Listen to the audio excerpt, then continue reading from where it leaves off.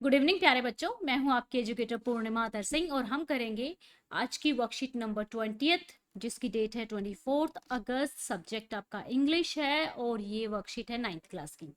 तो बच्चा, sound of music में हमने एल्विन ग्लेनी के बारे में पढ़ा था, जो कि सुन नहीं सकती थी, लेकिन फिर उसके टीचर्स ने उसको काफी डिस्करेज किया। लेकिन एक बहुत अच्छा सा टीचर उसको मिलता है जो उसको कहता है कि अपनी बॉडी से म्यूजिक को सुनने की कोशिश करो। और फिर वो धीरे धीरे क्या करती है, वो अपनी बॉडी पे बीट्स को करती है। जो लोअर बीट्स होती हैं वो निचले वाले पार्ट पे उसको फील होती है, जो हाइयर बीट होती है ऊपर वाले पार्ट पे उसको फील होनी स्टार्ट होती है। फिर उसके शरीर का हर अंग म्यूजिक को क्या करता है, फील करता है, और फिर वो बहुत ही अच्छा तबला बजाती है और वर्ल्ड में फेमस हो जाती है। तो साउंड ऑफ म्यूजिक में दो चैप्टर हैं। दूसरा चैप्टर है उस्ताद बिस्मिल्लाह खां का, जिन्होंने शहनाई की शुरुआत की थी। आजकल शादियों में शहनाई, ठीक है, बहुत ही शुभ माना जाता है। ऑस्पिशियस का मतलब होता है शुभ। पहले ये टेम्पल्स में बजाया जाता था, उससे पहले जो राजा के दरबार होते थे उसमें इसको बजाया जाता था। The sound of shehnai begin to consider auspicious. Auspicious मतलब शुभ, मंगल समझी जाती थी। एंड फॉर दिस रीजन, इसी रीजन की वजह से ये आज टेम्पल्स, मंदिरों में प्ले की जाती है। और शादी, नॉर्थ इंडिया की शादी तो इसके बिना कंप्लीट होती ही नहीं है। In the past shehnai was a part of नौबत और traditional एंसेम्बलम of 9 instrument.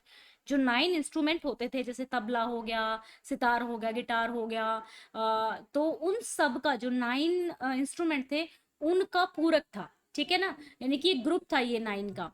Found at royal court. Royal court जो राजाओं का कोर्ट होता था। टिल रिसेंटली, अभी तक it was used only in temples and weddings. अभी तक ये सिर्फ टेम्पल्स और वेडिंग्स में यूज किया जाता था। इसको फेमस करने का the credit for bringing this instrument into the classical stage goes to Ustad Bismillah खां। ठीक है, उस्ताद बिस्मिल्लाह खां को क्रेडिट जाता है इसको फेमस और क्लासिकल स्टेज पर लेकर आने का। ये 5 साल का होता है। जो बिस्मिल्लाह खां होते हैं ये 5 साल के होते हैं। गिल्ली डंडा खेलते हैं। गिल्ली डंडा बोले तो एक डंडा सा होता है, आप लोगों ने देखा होगा, एक बड़ा डंडा होता है। और जो लकड़ी होती है ना, लकड़ी को ही इस तरीके से बित्ती, जिसको गिल्ली बोलते हैं, ठीक है ना, उसकी एक नोक पे मारते हैं तो वो गिल्ली बहुत दूर तक उछल कर जाती है। ठीक है, तो फिर मापते हैं कितनी दूर किया, फिर दूसरा बंदा खेलता है। तो इस तरीके से गिल्ली डंडा ये कहाँ खेलते थे, पोंड के किनारे खेलते थे, एक तालाब के किनारे। और कहाँ पर खेलते थे, डुमरांव बिहार में। He would regularly go to the nearby Biharji temple. तो वो टेम्पल में जाया करते थे, भोजपुरी चैता गाते थे। At the end of which he would earn a big laddoo. 1.25 kilo का लड्डू उनको प्राइज में मिलता था, और जो लोकल महाराज उनको देते थे। यहाँ से उनको प्राइज मिलने की शुरुआत हुई। बचपन से ही उन्होंने ये चीज स्टार्ट की।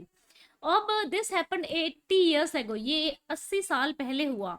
ये छोटा सा लड़का, little boy has travel for, इतनी दूर तक इन्होंने इतनी मेहनत की कि इनको हाईएस्ट सिविलियन अवार्ड मिला। हाईएस्ट सिविलियन अवार्ड क्या होता है बच्चा?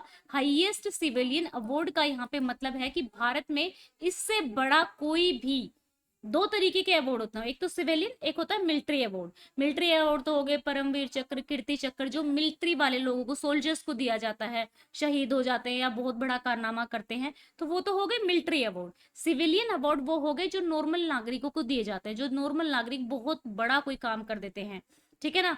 तो भारत रत्न जो है सचिन तेंदुलकर को भी मिला हुआ है। तो इनको हाईएस्ट अवार्ड, यानी कि इससे बड़ा किसी नागरिक को अवार्ड नहीं दिया जाता। यही भारत का सबसे बड़ा सिविलियन अवार्ड है, जिसका नाम है भारत रत्न।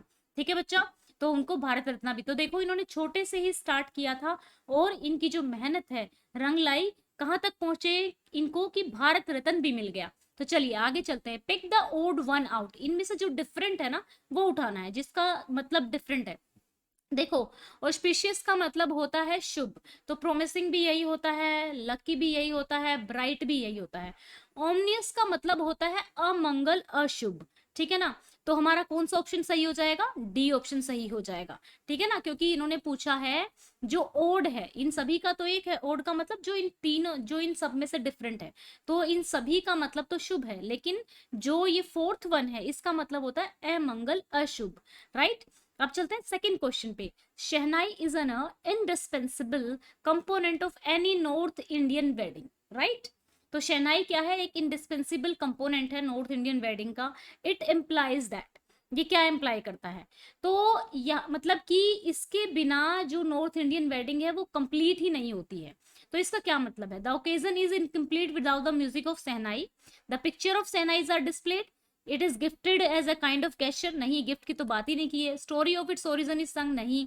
तो यहाँ पे कह रहे हैं कि जो ओकेजन है, जो शादी का ओकेजन है नॉर्थ इंडिया में, ठीक है, उत्तरी भारत में, वो शहनाई के बिना इनकम्प्लीट रहता है, इसका मतलब ये है। अब चलते हैं थर्ड पे। थर्ड क्वेश्चन थोड़ा सा ना डिफिकल्ट है, उसको थोड़ा ध्यान से समझेंगे। Choose the option which is closest to the contest in which the word ensemble is used. Ensemble का मतलब है कि एक या तो जो सिंगर्स होते हैं उनका ग्रुप, या डांसर होते हैं उनका ग्रुप, या फिर एक ग्रुप का ही मतलब है कि एक ग्रुप का पार्ट होना, ठीक है। तो यहाँ पे देखो, inclusion of Bengal in the ensemble and completed her classical look, ठीक है। तो ये तो नहीं होगा। The performance of Tiara ensemble dancers, तो यहाँ पे डांसर्स की बात की जा रही है, Tiara ensemble dancers was magical, तो यहाँ पे सेकंड जो है, यहाँ पे सेकंड आंसर होगा। अब चलते हैं सेकंड ही ऑप्शन, जो सेकंड है वो आंसर है हमारा, राइट। अब चलते हैं फोर्थ पे। Give given below are the qualities. Ustad Bismillah Khan की क्वालिटीज दी हुई हैं, तो इनमें से हमें उठानी है। सीधी सी बात है, ग्रीडी तो वो थे नहीं, जिस भी ऑप्शन में टू है वो काट दीजिए, तो पहले ये तो कट गया, ये तो आंसर होगा नहीं। फिर दूसरा किसी और में है नहीं।